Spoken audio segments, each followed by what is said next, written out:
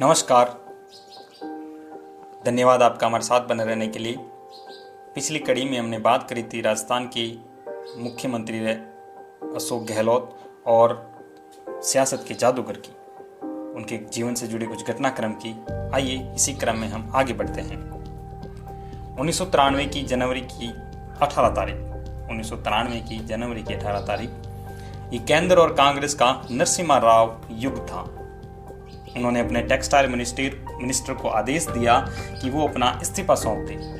43 साल के इस मिनिस्टर को सियासत में आए 2 दशक से ज्यादा हो चुके थे। राव के इस कदम का उसे पहले से ही अंदेशा था। उसने बिना किसी हुज्जत के अपना इस्तीफा सौंपा और अपने गृह राज्य की तरफ रवाना हो गया सड़क मार्ग से। और रास्ते में उसे वायु मार्ग पर शुरू हुई एक घटना याद आ गई।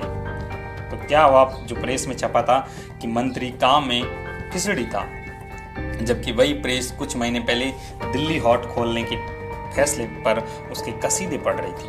वो जादूगर था, उपमा के स्तर पर नहीं, सचमुच में नजर का भ्रम जानता था और ये भी जानता था कि खेल के पीछे का खेल क्या होता है, और वो आज इस खेल का महारथी है।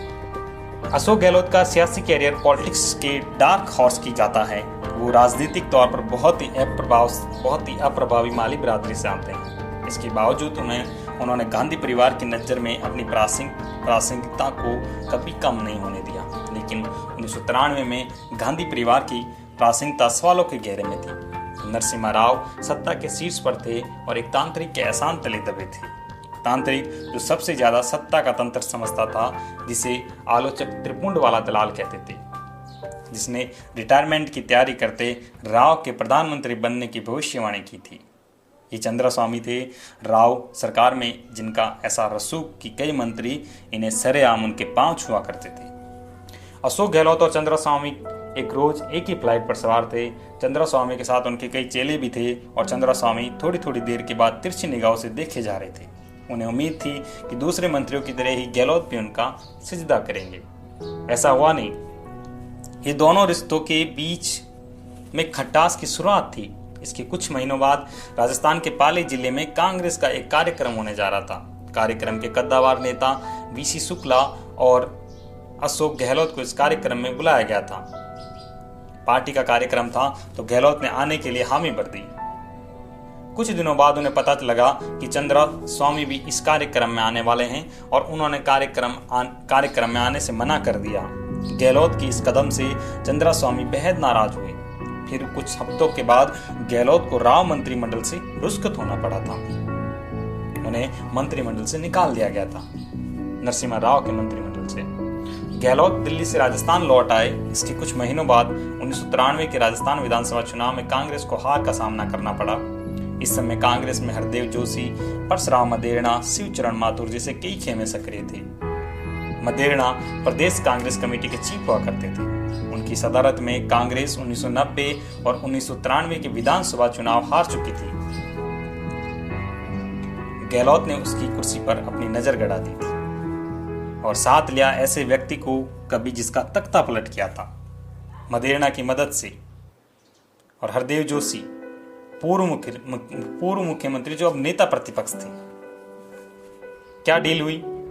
ये कि जोशी जिन्हें नरसिम्हा राव ने विधायक दल के त्रिकोणीय संघर्ष में नवल किशोर शर्मा और मदेरणा के ऊपर वरीयता दी थी, उनके दरबार में गहलोत के नाम पर वीटो न हो और गहलोत 1996 के लोकसभा चुनाव में जोशी के लोगों का ख्याल रखे। एक ये डील थी। अब बढ़ते हैं अगले अंक की तरफ। मैडम चाहती है। 1998 के नवंबर महीने में राजस्थान में विधानसभा चुनाव हुए। तब तक अटल बिहारी वाजपेयी सरकार पोखरण में परमाणु बम धमाके कर चुकी थी। प्याज के दाम आसमान पर थे। राजस्थान में जाट आरक्षण आंदोलन उफान पर था। अशोक गहलोत जोधपुर के सांसद और प्रदेश कांग्रेस के सदर थे। चुनाव लड़वा रहे थे। 200 में से 160 विधानसभाओं में रैली की। महंगाई के नाम पर भैरव सिंह सरकार को घेरा। भैरव सिंह शेखावत राजपूत थे और जाट राजपूत अदावत के नाम पर जाटों को भी कांग्रेस के पक्ष में साधने में कामयाब रहे। नतीजे आए तो बीजेपी का सूबड़ा साफ हो चुका था। 200 सीटों वाली विधानसभा में कांग्रेस 153 सीटें जीतने में सफल रही। अब बारी थी कांग्रेस विधायक दल के नेता की, यानी भावी मुख्यमंत्री के चुनाव की। पहला दावा था जाट नेताओं का। आरक्षण आंदोलन ने जाटों को नई राजनीतिक चेतना से लैस किया था। अब सरकारी नौकरी के अलावा वो सरकार में अपना हिस्सा मांग रहे थे। परशुराम मदेरणा इसी समुदाय से आते थे। पुराने कांग्रेसी थे, मुख्यमंत्री पद के प्रबल दावेदार। दूसरे थे नटवर सिंह, जाट होने के अलावा गांधी परिवार के करीबी, और ये फैक्टर अब मायने रखता था क्योंकि राव केसरी दौर बीत चुका था और अब सोनिया कांग्रेस की राष्ट्रीय अध्यक्ष थी। 30 नवंबर 1998 की दोपहर जयपुर में कांग्रेस विधायक दल की बैठक शुरू हुई, लेकिन उससे घंटों पहले ही यानी सुबह से ही खासा कोटी के एक होटल में चहल पहल शुरू हो चुकी थी। राज्य के कांग्रेस प्रभारी माधव राव सिंधिया के अलावा गुलाब नबी आजाद, मोहसिना किदवई और बलराम जाखड़ इस होटल में रुके हुए थे। जाखड़ एक खास मामला सुलझाने के लिए होटल से बाहर गए हुए थे। बाकी के नेता बारी बारी से नए चुने हुए विधायकों को तलब कर रहे थे। मुख्यमंत्री किसे बनाया जाए, इस सवाल पर राय ली जा रही थी। विधायकों की पसंद जानने के बाद उन्हें एक लाइन में जवाब दिया जाता है, जिसके शुरुआती शब्द थे, मैडम की इच्छा है कि। फिर शुरू हुई विधायक दल की औपचारिक बैठक। इसके लिए तमाम विधायकों के अलावा सूबे के कांग्रेस अध्यक्ष अशोक गहलोत भी पार्टी दफ्तर पहुंचे थे। नेता का चुनाव भी बाकी था, मगर गहलोत के चारों तरफ पुलिस का सुरक्षा घेरा मैडम की इच्छा की चुगली कर रहा था। फिर विधायक आते हैं और मीटिंग के लिए हॉल में घुसने से पहले उन्हें मिलते हैं, तोहफे थमाते हैं, कंघे से लेकर रुमाल तक, मिठाई के डिब्बे से लेकर कलम तक। अशोक गहलोत हर चीज को चौड़ी मुस्कान के साथ स्वीकार कर रहे थे। उधर जाखड़ सुबह होटल से जिस काम के लिए रवाना हुए थे उसे पूरा कर वापस आ गए। अपने रिश्तेदार परशुराम मदेरणा को मनाने का काम मदेरणा ने विधानसभा अध्यक्ष के पद के बदले मुख्यमंत्री की कुर्सी पर दावा छोड़ दिया था। सबने मैडम की इच्छा को मान लिया। अशोक गहलोत प्रदेश के नए मुख्यमंत्री थे। कांग्रेस पर नजर रखने वाले पत्रकार रशीद किदवई की इस टिप्पणी पर गौर कीजिएगा। उन्होंने कहा, गहलोत को कुर्सी सौंपना सोचा समझा राजनीतिक फैसला था। सोनिया कांग्रेस में अपनी पकड़ मजबूत कर रही थी। ऐसे में राजस्थान में जाति के प्रभावशाली नेता का सीएम की कुर्सी पर होना आगे चलकर खतरा साबित हो सकता था। ऐसे में मदेरणा का पत्ता कटना ही था। अशोक गहलोत तुर्क का इक्का साबित हुए थे, और जब यही अशोक सियासत में दाखिल हुए थे तो कोई उन्हें दुख की भी मानने को तैयार नहीं था। अगले अंक है ठंडी कुर्ता वाया एक वोट, यानी कि सीपी जोशी का घटनाक्रम। गहलोत ने 5 साल सरकार चलाई, मगर 2003 में वसुंधरा राजे के नेतृत्व में बीजेपी ने उन्हें बुरी तरह हराया। सोनिया ने गहलोत को दिल्ली बुला लिया पार्टी महासचिव बनाकर। मध्य प्रदेश में सत्ता गंवा चुके सीएम दिग्विजय सिंह के साथ भी यही किया गया। अब दिल्ली की संगठन पॉलिटिक्स शुरू हुई। उस दौर में सोनिया दरबार में सबसे ताकतवर खेमा था अहमद पटेल का। सोनिया के राजनीतिक सचिव उनके बरक से खेमा तैयार हो रहा था। सदारत कर रहे थे कोषाध्यक्ष मोतीलाल वोरा। उन्हीं की छतरी तले गहलोत, दिग्विजय, अंबिका सोनी जैसे नेता ऑपरेट करने लगे थे। इसमें से आप गौर करेंगे तो पाएंगे कि 2 ही जमीनी नेता थे। एक दिग्गी यानी दिग्विजय सिंह, जो 10 साल सीएम रहे, मगर उसके बाद से आज तक राजनीतिक कलंक ढो रहे हैं। किसका? एमपी में कांग्रेस खत्म करने का। दूसरे गहलोत, जिन्होंने अबाब से की, शायद इसलिए कांग्रेस का इतिहास लिखने वाले वरिष्ठ पत्रकार राशिद किदवई कहते हैं, कांग्रेस के स्ट्रक्चर में 2 तरह के नेता हैं। एक जो दरबार पॉलिटिक्स में माहिर रहे, जैसे प्रणब मुखर्जी और अहमद पटेल, और दूसरे जो अपने इलाके में रसूख रखते थे, यानी जमीनी नेता थे, मगर ये नेता दिल्ली की पॉलिटिक्स में आकर फेल हो जाते थे। अशोक गहलोत इसके अपवाद रहे। न इनकी जमीन कमजोर हुई और न ही दिल्ली में पकड़ कमजोर हुई। किदवई की बात आज के संदर्भ में और मौजूद लगती है। आज राहुल गांधी की कांग्रेस में उनके बाद सबसे ताकतवर महासचिव गहलोत की ही है, मगर उस पर बात आगे। फिलहाल तो हम बात करते हैं 2008 के विधानसभा चुनाव की। इन 5 सालों में राजस्थान की सियासत बदली थी। गहलोत को दिल्ली भेज सोनिया ने राज्य सौंप दिया था सीपी जोशी को, कांग्रेस का प्रदेश अध्यक्ष बनाकर। अरसे बाद कांग्रेस में एक बार फिर से ब्राह्मण लॉबी की धमक सुनाई देने लगी। जोशी ने 4 साल जमकर मेहनत की, संगठन में अपने लोगों को खड़ा किया। जब टिकट बटा तो सबसे ज्यादा उनके ही लोगों की उन्हीं के लोगों को ही मिला। गहलोत खुद कार्यकर्ताओं से कहने लगे थे कि भाई इस बार तो मेरा चांस कम ही है, इस बार मेरा सीएम बनना मुश्किल है, जोशी जी का चांस लग रहा है। उस समय मेवाड़ के कद्दावर कांग्रेसी नेता सीपी जोशी गहलोत के प्रबल प्रतिद्वंदी थे, लेकिन वो जादूगर ही क्या जिसके करतब को नंगी आंख पकड़ ले। जोशी पूरे राज्य में कांग्रेस को जिताने की कोशिश करते रहे और गहलोत ने उन्हीं की सीट पर खेल कर दिया। उदयपुर की नाथ द्वारा सीट से सीपी जोशी विधायकी का चुनाव हार गए और वो हारे भी तो सिर्फ 1 वोट से, बीजेपी के कल्याण सिंह चौहान के हाथों। उधर कांग्रेस भी 200 सीटों वाली विधानसभा में 96 पर अटक गई। विकलांग जीत हो गई।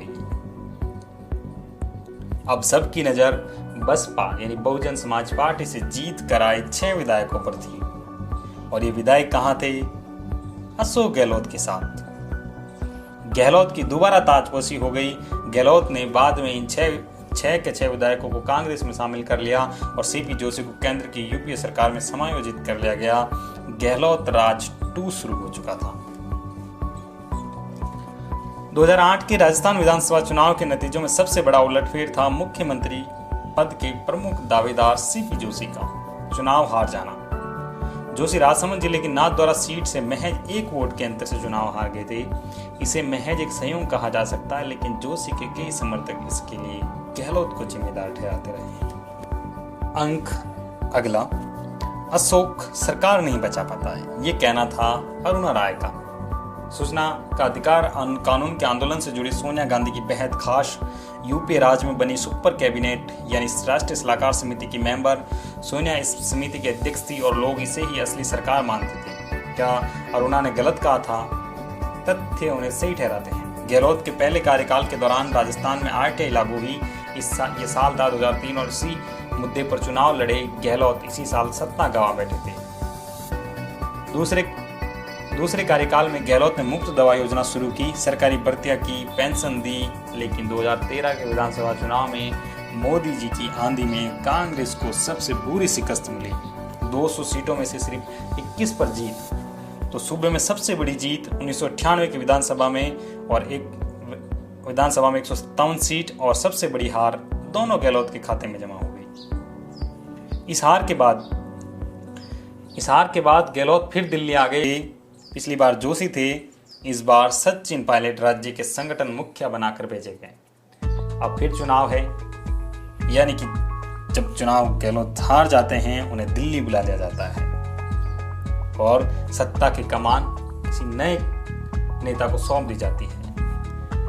तो इस बार सचिन पायलट थे। अब फिर चुनाव है। पायलट को जोशी वाला सबक याद है कि 1 वोट से जोशी जी हार गए थे और मुख्यमंत्री बनते रह गए थे। इसलिए विधानसभा सीट को लेकर बहुत सतर्क हैं। उधर गहलोत हैं जिनका गुजरात और कर्नाटक के बाद राहुल दरबार में सितारा बुलंद है, जो हमेशा की तरह चुप हैं या कहते हैं कि इस बार मुश्किल है, मगर गहलोत के दरबार में लगी भीड़ को देखिए, आपको समझ जाएगा कि ये गुलदस्ते से कबूतर निकलने की पहले की शान थी। इस समय चर्चा चलने लग गई थी कि सचिन पायलट मुख्यमंत्री पद के लिए सचिन पायलट की उम्मीदवारी मजबूत हो गई है और अशोक गहलोत को केंद्रीय नेतृत्व में जगह देकर राहुल गांधी ने इस बात का साफ इशारा दे दिया है।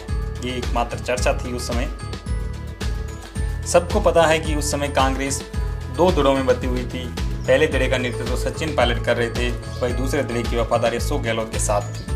सचिन के पिता राजेश पायलट और अशोक गहलोत किसी दौर में एक दूसरे के काफी करीबी रहे थे और आज अपने दोस्त के बेटे से उन्हें राजनीतिक चुनौती झेलनी पड़ रही थी। पिछले 4 महीने में आए 2 चुनावी नतीजों ने दोनों खेमों की दावेदारी को पुख्ता करने का काम किया था। दोनों की मुख्यमंत्री की दावेदारी पुख्ता थी। उस समय गुजरात में विधानसभा चुनाव थे और गहलोत उस समय गुजरात में थे। उन्होंने गुजरात विधानसभा चुनाव में अच्छा काम किया था और इसी बेहतर प्रदर्शन की वजह से उनके सियासी रसूख खूब मजबूत हुआ। गुजरात चुनाव के बाद राजस्थान की 2 लोकसभा और 1 विधानसभा सीट पर उपचुनाव हुए और इस उपचुनाव में पायलट ने भी मुख्यमंत्री की दावेदारी को मजबूत कर दिया था।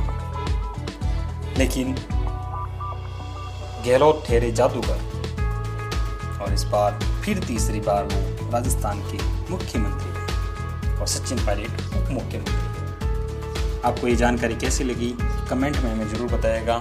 अच्छी लगी लाइक शेयर ज़रूर करें, और इसको चैनल को अभी तक आपने सब्सक्राइब नहीं कराया तो ऐसी ही राजनीतिक घटनाक्रम की जानकारी के लिए हमारे चैनल को सब्सक्राइब जरूर करें। धन्यवाद।